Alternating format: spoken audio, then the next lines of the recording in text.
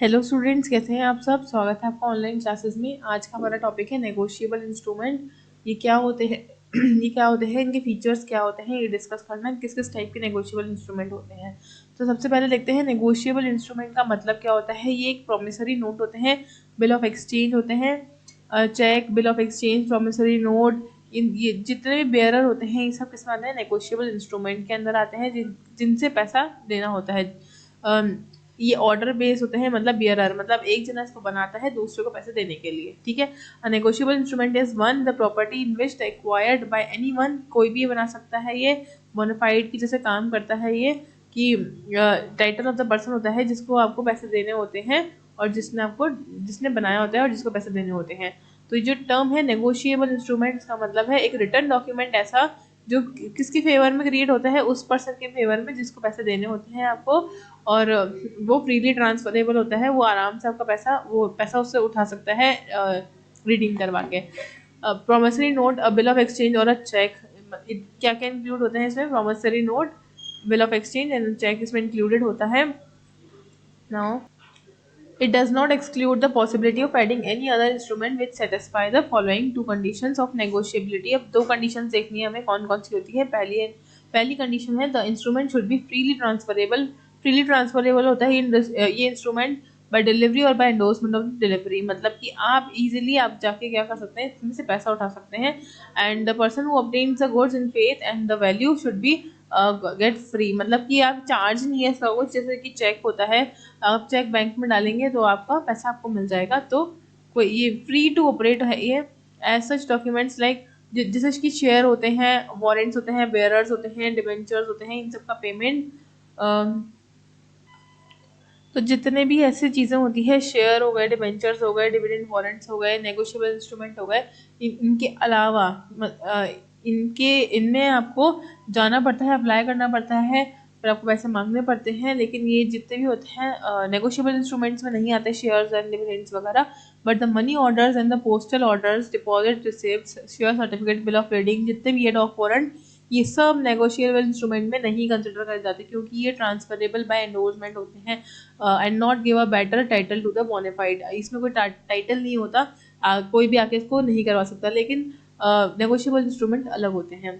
Features of negotiable instrument, सबसे पहले property में सबसे पहले क्या है कि the possessor of the negotiable instrument is presumed to be the owner. जो भी जिसके पास वो है नेगोशिएबल इंस्ट्रूमेंट, वो माना जाता है कि वही ओनर है उसका। तो जो नेगोशिएबल इंस्ट्रूमेंट है, not merely given the position of the instrument but the given the property of the right, मतलब कि आपकी उस डॉक्यूमेंट की ओनरशिप नहीं होती, आपकी प्रॉपर्टी की ओनरशिप होती है। वो पेपर किसी के भी हाथ में हो उससे मतलब नहीं है, जिसके हाथ में होगा उसका वो पैसा होगा। तो राइट ऑफ प्रॉपर्टी मतलब पैसा उसका हो जाएगा जिसके हाथ में वो होगा। In the case of the bearer instrument, the property passes by merely delivery of the transferee। तो ट्रांसफर जब तक नहीं करता, जब तक प्रॉपर्टी के केस में नहीं ट्रांसफर होती, लेकिन इसमें हो जाती है।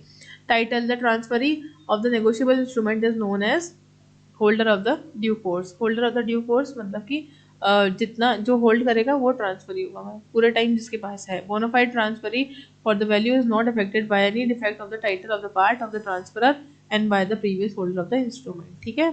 इजी सा था ये। राइट, अब देखते हैं राइट्स है negotiable instrument X can sue is own name, खुद का नाम स्यू कर सकता है। In the case of dishonour, negotiable instrument act बना हुआ है इसके लिए। Negotiable instrument can be transfer by any number of times till it can mature.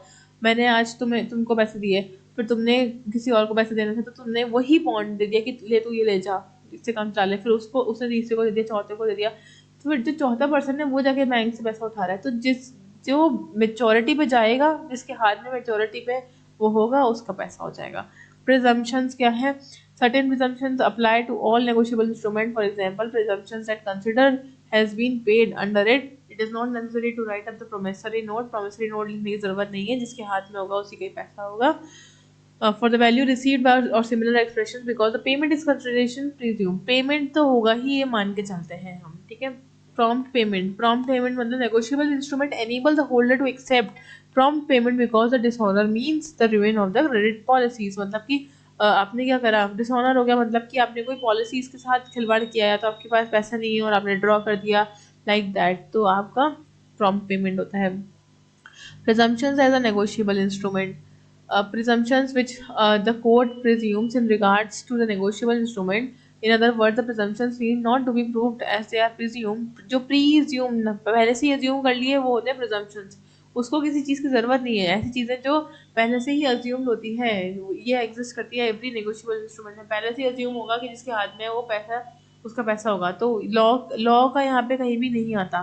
सबसे पहले है कंसिडरेशन. कंसिडरेशन क्या होता है? प्री अज्यूम्ड होता है कि जो ड्रॉन है instrument was made drawn accepted and endorse for the consideration. किसी भी चीज़ के बदले में आपको पैसा देना होगा तो उसके बदले में आपने वो नेगोशिएबल इंस्ट्रूमेंट को ड्रॉ करा है. तो ये प्री अज्यूम्ड है. Payment is pre assumed.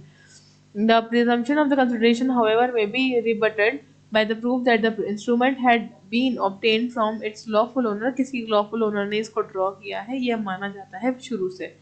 Date लिखी हुई होती है कि वो कब ड्रॉ किया था और कितनी डेट तक के लिए ड्रॉ किया गया है. टाइम भी बताया जाता है कि मैंने इस टाइम इशू किया है, इस टाइम इसकी मेचोरिटी होगी, मैंने किस चीज़ के लिए इशू किया है, कितने अमाउंट का है, क्या किस डेट पे होगा, ये पूरा प्राइम फेसिया मतलब कि सब चीज़ें डिटेल उस पर लिखी हुई होती है. टाइम ऑफ ट्रांसफ़र वो भी होता है कि टाइम ऑफ ट्रांसफ़र भी लिखा हुआ होता है कि ये माना जाता है कि टाइम ऑफ ट्रांसफ़र कुछ भी नहीं है. बिफोर मैच्योरिटी पे आप किसी को भी इस चीज़ को ट्रांसफ़र कर सकते हो. At the time of maturity जिसके हाथ में होगा उसका पैसा. Order of endorsement. The contrary is proved that presume that the endorsement appearing upon the negotiable instrument were made in order to which they are appear thereon. Endorsement मतलब कि किसी और को आपने ट्रांसफ़र कर दिया वो presume होता है कि आप ट्रांसफ़र कर सकते हैं. Stamp. Unless the contrary is proved, it shall be presumed that the lost promissory note, bill of exchange or check was duly stamped. मतलब कि अगर आपने कोई लॉस हो गया तो अनटिल एंड अनलेस आपका लॉस हो गया प्रॉमिसरी नोट, तो आपको वो स्टैम्प कराना ज़रूरी है. ये माना जाता है कि आपने स्टैम्प करा रखा होगा उसको. Holder in due course. Holder in due course मतलब जब तक कि मैच्योरिटी हो तब तक किसके हाथ में है. Contrary is proved that it is be presumed that the holder of the negotiable instrument is the holder of the due course. जो होल्डर है नेगोशिएबल इंस्ट्रूमेंट का वो इंसान है. ये माना गया है कि जिसके पास में 10 महीनों से पड़ा है वो. तो negotiable instrument is presumed to have paid consideration for it and have been taken in the good faith. तो अभी माना गया है इसमें कि जो भी होल्डर है पूरे टाइम जिसने रख रखी है वो ही उसको ही पैसे मिलेंगे. तो कोई भी फ्रॉड केस का यहाँ पे चांसेस नहीं होता क्योंकि जो होल्डर, हम ये नहीं मानते कि कुछ फ्रॉड हुआ है क्योंकि जिसने इतने महीनों से वो रख रखा है वही माना जाता है उसका owner. Proof of protest. Proof of protest मतलब कि lays down that the suit upon the instrument which has been dishonored, the court shall on the proof of the protest presume that the fact of the dishonor unless and until it is be disproved. Dishonour जब तक कि proof नहीं हो जाता तब तक आप नहीं मानेंगे. ठीक है. टाइप ऑफ नेगोशिएबल इंस्ट्रूमेंट क्या क्या होते हैं? सबसे पहला प्रॉमिसरी नोट, फिर बिल ऑफ एक्सचेंज और फिर चेक. अब ये क्या क्या है? प्रॉमिसरी नोट के 3 पार्ट, नेगोशिएबल इंस्ट्रूमेंट के 3 पार्ट हैं. हम डिटेल में पढ़ते हैं. सबसे पहला हम पढ़ेंगे क्या? Promissory note. प्रॉमिसरी नोट क्या है? A promissory note is an instrument in writing. Return में एक इंस्ट्रूमेंट होता है जो कंटेन करता है अनकंडीशनल अंडरटेकिंग. साइन कौन करता है? मेकर. पे किसको मिलता है? जिसको अपने को पैसे देने होते हैं उसको बैंक पैसे देती है. Order of a certain person or to bearer of the instrument. जो भी बियरर मतलब जो जिसके हाथ में वो होगा उसको पैसा मिलेगा. इट इंक्लूड्स क्या क्या है? ये राइटिंग में होना चाहिए. प्रॉमिस उसमें क्लियरली लिखा होना चाहिए कि मैं इसको इतने रुपये पे करना चाहता हूँ. अब अनकंडीशनल होना चाहिए, कंडीशंस नहीं लगी हुई होनी चाहिए. जो साइन होना चाहिए किसका? मेकर का. जो बना रहा है उसका साइन होना चाहिए उसमें. मेकर मस्ट बी सर्टेन, उसको पता होना चाहिए. पेई मस्ट बी सर्टेन, मतलब पेई और मेकर शुड बी, ऐसा नहीं कि आप इमेजिनरी नाम लिख रहे हो कोई भी. Should be certain. The promise should to pay the money and money only. मतलब प्रॉमिस ये होता है कि आप सिर्फ पैसा ही दोगे, ये नहीं कि उसके बदले में कुछ और दोगे. और टाइम, प्लेस, कब, कहाँ, कैसे देना है, डेट ऑफ, ये सब चीज़ें लिखी भी होती है उसके अंदर. बिल ऑफ एक्सचेंज क्या होता है? बिल ऑफ एक्सचेंज होता है एक ऐसा बिल जिसमें कि रिटर्न में लिखा हुआ होता है कि एक अनकंडीशनल ऑर्डर है, कुछ कंडीशन नहीं लगी हुई होती. साइन होना चाहिए मेकर का. सेम चीज़ है तीनों. साइन होना चाहिए मेकर का कि जिसने बनाया उसका साइन होना चाहिए. जैसे चेक पे भी जो बनाता है वो चेक साइन करता है ना, पर्सन जिसका नाम होना चाहिए पे करने के लिए, उसका नाम लिखा हुआ होना चाहिए उस बिल के ऊपर।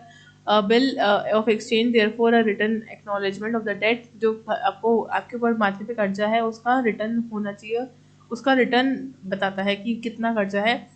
देयर आर यूजुअली 3 पार्टीज, कौन कौन सी? एक होती है ड्रॉअर, एक एक्सेप्टर और एक ड्रॉई एंड पे। मतलब कि जो बना रहा है, जो एक्सेप्ट कर रहा है, जिसके हाथ में वो बिल है, और जो पे कर रहा है। ठीक है, एक एग्जाम्पल के थ्रू ये छोटी सी चीज़ बताई गई है। ठीक है, एसेंशियल कंडीशन क्या है बिल ऑफ एक्सचेंज की? तो ये रिटर्न में होना चाहिए, साइन होना चाहिए उसमें। 3 पार्टीज होती हैं, ड्रॉअर, ड्रॉई एंड पे। ठीक है, 3 पार्टीज होती हैं इसमें। पेबल किस सम जितना लिखा हुआ होता है उतना पैसा पेबल होता है, वो ड्यूली स्टैम्प्ड होना चाहिए।